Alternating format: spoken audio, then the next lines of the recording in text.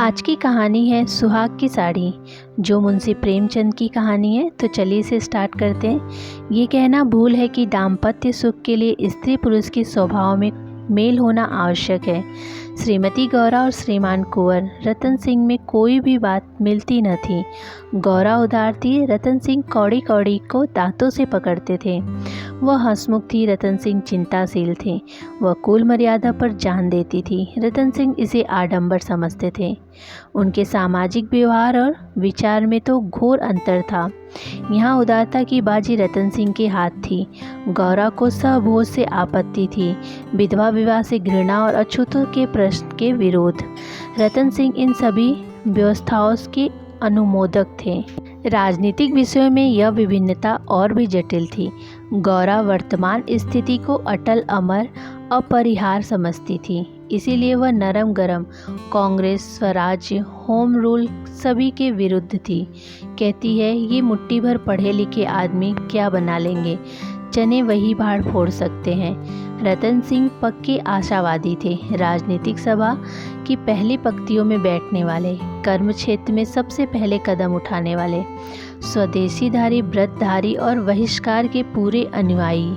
इतनी ही विषमताओं पर भी उनका दाम्पत्य जीवन बहुत ही सुखमय था। कभी कभी उनमें मतभेद अवश्य हो जाता था, पर वे समीर के वे झोंके थे जो स्थिर जल को हल्की हल्की लहरों से आभूषित करते थे।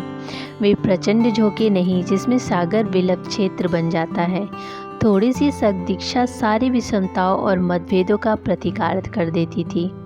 विदेशी कपड़ों की होलियां जलाई जाती थी। स्वयं सेवकों के जत्थे भिखारियों की भांति द्वारों पर खड़े हो होकर विलायती कपड़ों की भिक्षा मांगते, और ऐसा कदाचित ही कोई द्वार था जहां उन्हें निराश होना पड़ता हो।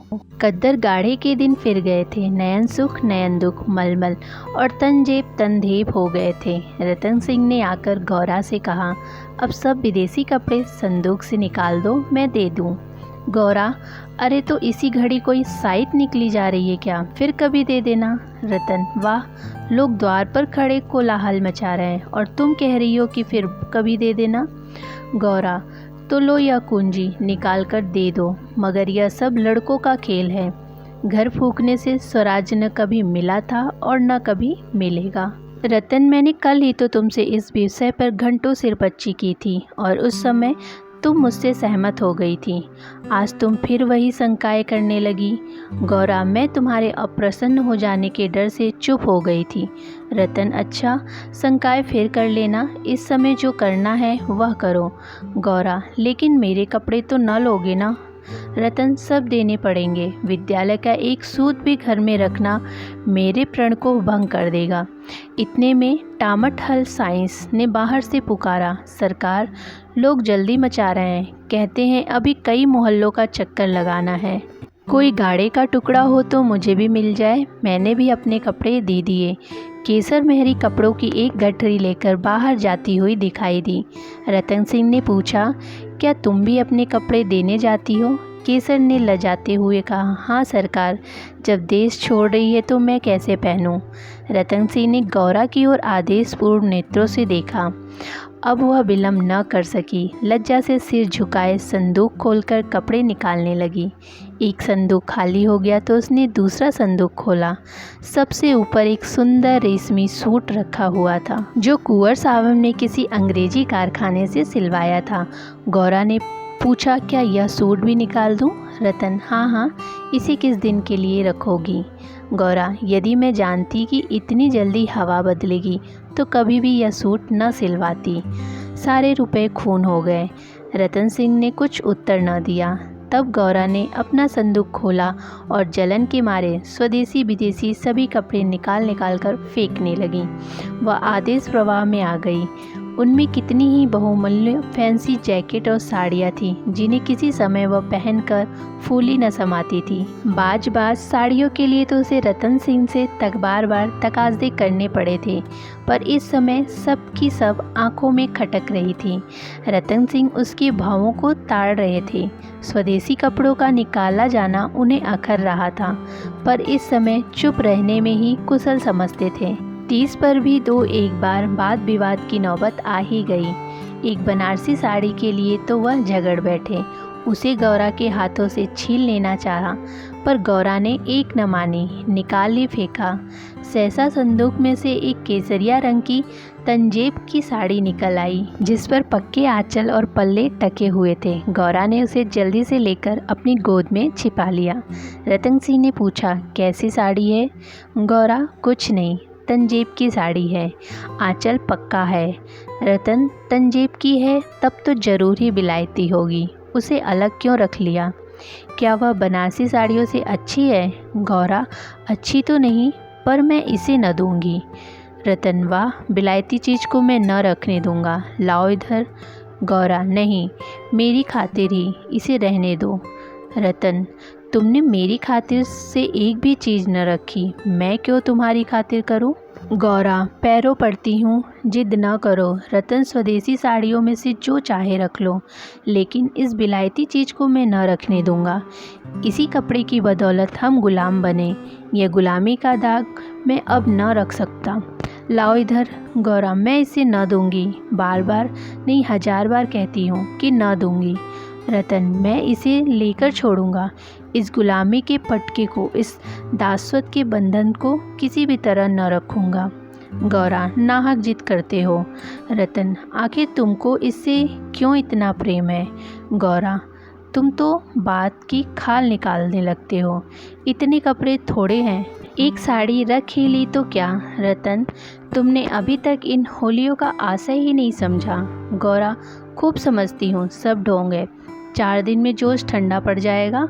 रतन, तुम केवल इतना बतला दो कि यह साड़ी तुम्हें इतना प्रिय क्यों है, तो शायद मैं मान जाऊं।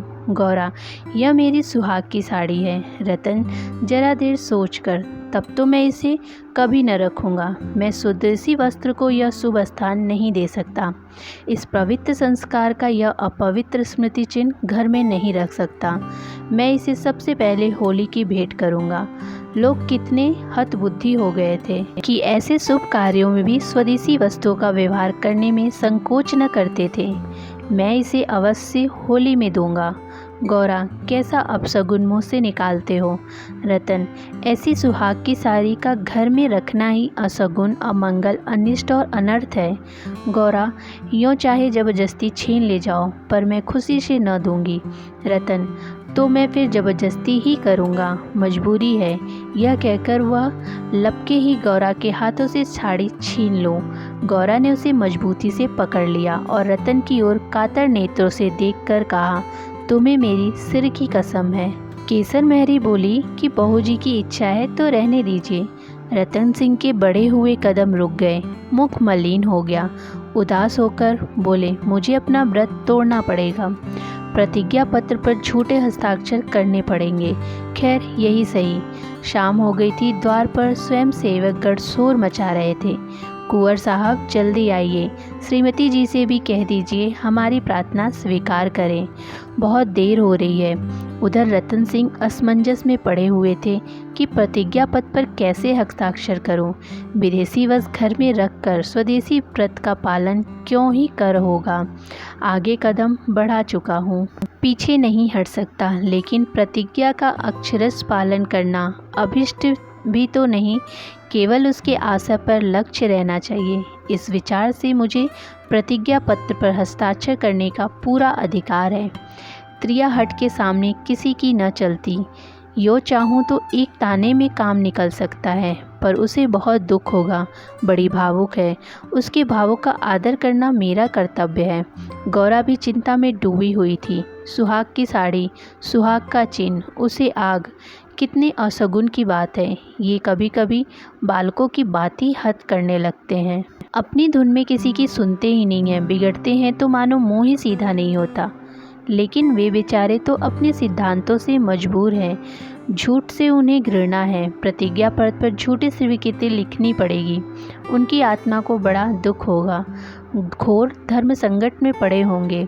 यह भी तो नहीं हो सकता कि सारे शहर में स्वदेशानुरागियों के सिर मौन बनकर उस प्रतिज्ञा पत्र पर हस्ताक्षर करने से आनाकानी करें। कहीं मुंह दिखाने को जगह न रहेगी। लोग समझेंगे बना हुआ है, पर सुकून की चीज़ कैसे दे दूँ। इतने में उसने राम टहल साइंस को सिर पर कपड़ों का गट्टर लिए बाहर जाते देखा। केसर मेहरी भी एक गट्टर सिर पर रखे हुए थी। पीछे पीछे रतन सिंह हाथ में प्रतिज्ञा पत्र लिए जा रहे थे। उनके चेहरे पर ग्लानि की झलक थी, जैसे कोई सच्चा आदमी झूठी गवाही देने जा रहा हो। गौरा को देखकर उन्होंने आंखें फेर ली और चाहा कि उसकी निगाह बचाकर निकल जाऊं। गौरा को ऐसा जान पड़ा कि उनकी आंखें डबडबाई हुई हैं। वह राह रोककर बोली, जरा सुनते जाओ। रतन, जाने दो, जिद न करो, लोग बाहर खड़े हैं। उन्होंने चाहा कि पत्र को छिपा लूं, पर गौरा ने उसे उनके हाथ से छीन लिया। उसे गौरा ने पढ़ लिया और एक क्षण चिंता मग्न में रहने के बाद बोली, वह साड़ी भी लेते जाओ। रतन, रहने दो, अब मैंने झूठ लिख ही दिया है। गौरा, मैं क्या जानती थी कि तुम ऐसी कड़ी प्रतिज्ञा कर रहे हो। रतन, यह तो मैं तुमसे पहले ही कह चुका था गौरा, मेरी भूल थी, क्षमा कर दो और इसे लेते जाओ। रतन, जब तुमने इसे देना अशगुन समझती हो तो रहने दो। तुम्हारी खातिर थोड़ा सा झूठ बोलने में मुझे कोई आपत्ति नहीं है। गौरा, नहीं, लेते जाओ। अमंगल के भय से तुम्हारी आत्मा का हनन नहीं करना चाहती थी। यह कहकर उसने अपनी सुहाग की साड़ी उठाकर पति के हाथों में रख दी। रतन ने देखा गौरा के चेहरे पर एक रंग आता एक रंग जाता, जैसे कोई रोगी अंतरस्थित विस्मय वेदना को दबाने की चेष्टा कर रहा हो। उन्हें अपनी हृदयता पर लज्जा आई। हाँ, केवल अपने सिद्धांत की रक्षा के लिए, अपनी आत्मा के सम्मान के लिए मैं इस देवी के भावों का वध कर रहा हूँ। यह अत्याचार है। साड़ी गौरा को देकर बोले, तुम इसे रख लो, मैं प्रतिज्ञा पत्र को फाड़े डालता हूँ। गौरा ने दृढ़ता से कहा, तुम न ले जाओगे तो मैं खुद जाकर दे आऊँगी। रतन सिंह विवश हो गए, साड़ी ली और बाहर चले गए। उसी दिन से गौरा के हृदय पर एक बोझ सा रहने लगा। वह दिल बहलाने के लिए नाना उपाय करती, जलसों में भाग लेती, सैर करने जाती, मनोरंजक पुस्तकें पढ़ती, यहाँ तक कि कई बार नियम के विरुद्ध थिएटर में भी गई। किसी प्रकार अमंगल कल्पना को शांत करना चाहती थी, पर यह आशंका एक बार मेघमंडल की भांति उसके हृदय पर छाई रहती थी। जब एक पूरा महीना गुजर गया और उसकी मानसिक वेदना दिनों दिन बढ़ती ही गई, तो कुंवर सावम ने उसे कुछ दिनों के लिए अपने इलाके पर ले जाने का निश्चय किया। उनका मन उन्हें उनके आदर्श प्रेम का नित्य तिरस्कार किया करता था। वह अक्सर देहातों में प्रचार का काम करने जाया करते थे, पर अब अपने गांव से बाहर न जाते, या जाते तो संध्या तक जरूर लौट आते। उनकी एक दिन की देर उनका साधारण सिरदर्द और जुखाम उसे अव्यवस्थित कर देते थे। वह बधुआ बुरे स्वप्न देखा करती, किसी अनिष्ट के काल्पनिक अस्तित्व की छाया उसे अपने चारों ओर मंडराती हुई प्रतीत होती थी। वह तो देहात में पड़ी हुई आशंकाओं की कठपुतली बनी हुई थी। इधर उसकी सुहाग की साड़ी स्वदेश प्रेम की वेदी पर भस्म होकर रिद्धि प्रदायनी बभूत बनी हुई थी। दूसरे महीने के अंत में रतन सिंह उसे लेकर लौट आए। गौरा को वापस आए 3-4 दिन हो चुके थे, पर असबाब के संभालने और नियत स्थान पर रखने में वह इतनी व्यस्त रही कि घर से बाहर निकल ही नहीं सकी। कारण यह था कि केसर मेहरी उसके जाने के दूसरे ही दिन छोड़कर चली गई थी और अभी उतनी चतुर दूसरी मेहरी मिली न थी। कुंवर साहब का साइंस राम टहल भी छोड़कर गया था। बेचारे कोचवान को साइंस का भी काम करना पड़ता था। संध्या का समय था। गौरा बरामदे में बैठी आकाश की ओर एकटक होकर ताक रही थी। चिंताग्रस्त प्राणियों का एकमात्र यही अवलंब है। सहसा रतन सिंह ने आकर कहा, चलो आज तुम्हें स्वदेशी बाजार की सैर करा लावें। यह मेरा ही प्रस्ताव था, पर 4 दिन यहाँ आए हो गए, उधर जाने का अवकाश ही न मिला। गौरा, मेरा तो जाने को जी नहीं चाहता, यहीं बैठकर कुछ बातें करो। रतन, नहीं, चलो देख आवें, 1 घंटे में लौट आवेंगे। अंत में गौरा राजी हो गई। इधर महीनों से बाहर न निकली थी, आज उसे चारों तरफ एक विचित्र शोभा दिखाई दी। बाजार कभी इतनी रौनक पर न था। वह स्वदेशी बाजार में पहुंची तो जुलाहों और कोरियों को अपनी अपनी दुकानें सजाए देके बैठी। सहसा एक वृद्ध कोरी ने आकर रतन सिंह को सलाम किया। रतन सिंह चौंक कर बोले, राम टहल, तुम अब कहाँ हो? राम टहल का चेहरा श्री संपन्न था। उसके अंग अंग से आत्मसम्मान की आभा झलक रही थी, आंखों से गौरव ज्योति थी। रतन सिंह को कभी अनुमान न हुआ था कि अस्तबल साफ करने वाला बुढ़ा राम टहल इतना सौम्य, इतना भद्र पुरुष है। वह बोला, सरकार, अब तो अपना कारोबार करता हूँ। जब से आपकी गुलामी छोड़ी तब से अपने काम में लग गया। आप लोगों की निगाह हम गरीब पर हो गई, हमारा भी गुजर हो रहा है। नहीं तो आप जानते ही हैं कि हम किस हालत में पड़े हुए थे। जात का कोरी हूँ पर पापी पेट के लिए चमार बन गया था। रतन, तो भाई अब मुँह मीठा कराओ। यह बाजार लगाने की मेरी ही सलाह थी। बिक्री तो अच्छी होती है ना? राम टहल, हाँ सरकार, आजकल खूब बिक्री हो रही है, माल हाथों हाथ उड़ जाता है। यहाँ बैठे हुए 1 महीना हो गया है, पर आपकी कृपा से लोगों के 4 पैसे थे, वे बेबाक हो गए थे। भगवान की दया से रूखा सूखा भोजन दोनों समय मिल जाता है, और क्या चाहिए। मालकिन की सुहाग की साड़ी का होली में आना कहिए और बाजार का चमकना कहिए। लोगों ने कहा, जब इतने बड़े आदमी होकर ऐसे सगुन की चीज़ की परवाह नहीं करते तो फिर हम विदेशी कपड़े क्यों रखें। जिस दिन होली जली उसके 2-3 दिन पहले ही सरकार इलाके पर चले गए थे। उसके पहले भी सरकार कई दिनों तक घर से बहुत कम निकलते थे। मैं तो यही कहूँगा, यह सारी माया उस सुहाग की साड़ी की है। इतने में एक अधेड़ स्त्री गौरा के सामने आकर बोली, बहू जी, मुझे तो भूल गई। गौरा ने सिर उठाया तो सामने केसर मेहरी खड़ी थी। बहुत सुंदर साड़ी पहने हुए थी, हाथ पाँव में मामूली गहने भी थे, चेहरा खिला हुआ था। स्वाधीन जीवन का गौरव एक एक भाव से प्रफुल्लित हो रहा था। गौरा ने कहा, इतनी जल्दी भूल जाऊंगी? अब कहाँ हो? हमें लौटने भी न दिया, बीच में ही उड़ भागी। केसर, क्या करूं सरकार, अपना काम चलते देखकर सब्र न हो सका। जब तक रोजगार न चलता था तब तक लाचारी थी। पेट के लिए सेवा टहल, कर्म कुकर्म सभी करना पड़ता था। अब आप लोगों की दया से हमारे भी दिन लौटे हैं। अब दूसरा काम नहीं किया जाता। अगर बाजार का यही रंग रहा तो अपनी कमाई खाए न चुकेगी। यह सब आपकी साड़ी की महिमा है। उसकी बदौलत हम गरीबों के कितने ही घर बस गए। 1 महीना पहले इन दुकान वालों में से किसी की रोटियों का ठिकाना न था। कोई राइसी करता था तो कोई ताशे बजाता था। यहाँ तक कि कई आदमी मेहनत कर काम करते थे, कितने ही भीख मांगते थे। अब सब अपने धंधे में लग गए हैं। सच पूछो तो तुम्हारी सुहाग की साड़ी ने हमें सुहागिन बना दिया, नहीं तो हम सुहागिन होते हुए भी विधवाएं थी। सच कहती हूँ, सैकड़ों जबानों से नित्य यही दुआएं निकलती है कि आपका सुहाग अमर हो, जिसने हमारी रान जात को सुहाग दान दिया। रतन सिंह एक दुकान पर बैठकर कुछ कपड़े देखने लगे। गौरा का भावुक हृदय आनंद से पुलकित हो रहा था। उसकी सारी अमंगल कल्पनाएं स्वप्रवत विचित्र होती जाती थी।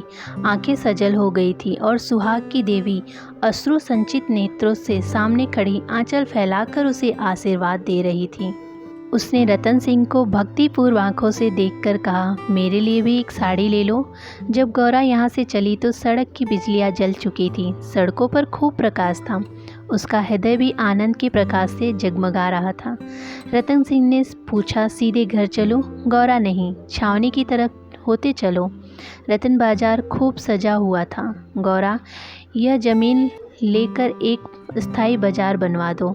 स्वदेशी कपड़ों की दुकानें हो और किसी से किराया न लिया जाए। रतन, बहुत खर्च पड़ेगा। गौरा, मकान बेच दो, रुपए ही रुपए हो जाएंगे। रतन, और रहेंगे कहाँ? पेड़ के तले? गौरा, नहीं, गांव वाले मकान में। रतन, सोचूंगा। गौरा, इलाके भर में खूब कपास की खेती कराओ। जो कपास बोए उसकी बेगार माफ़ कर दो। रतन, हाँ, तब्दील अच्छी है, दूनी उपज हो जाएगी। गौरा, लकड़ी बिना दाम के दो तो कैसा हो? जो चाहे चरखे बनवाने के लिए काट ले जाए। रतन, लूट मच जाएगी। गौरा, ऐसी बेईमानी कोई न करेगा। जब उसने गाड़ी से उतरकर घर में कदम रखा तो चित्त शुभ कल्पनाओं से प्रफुल्लित हो रहा था, मानो कोई बछड़ा खूंटे से छूटकर किलोले कर रहा हो। तो फ्रेंड्स, कहानी कैसी लगी मुझे कमेंट बॉक्स में कमेंट करके ज़रूर बताइएगा। कहानी पसंद आई हो, वीडियो अच्छी लगी हो तो वीडियो को लाइक, शेयर एंड चैनल को सब्सक्राइब ज़रूर कीजिएगा। धन्यवाद।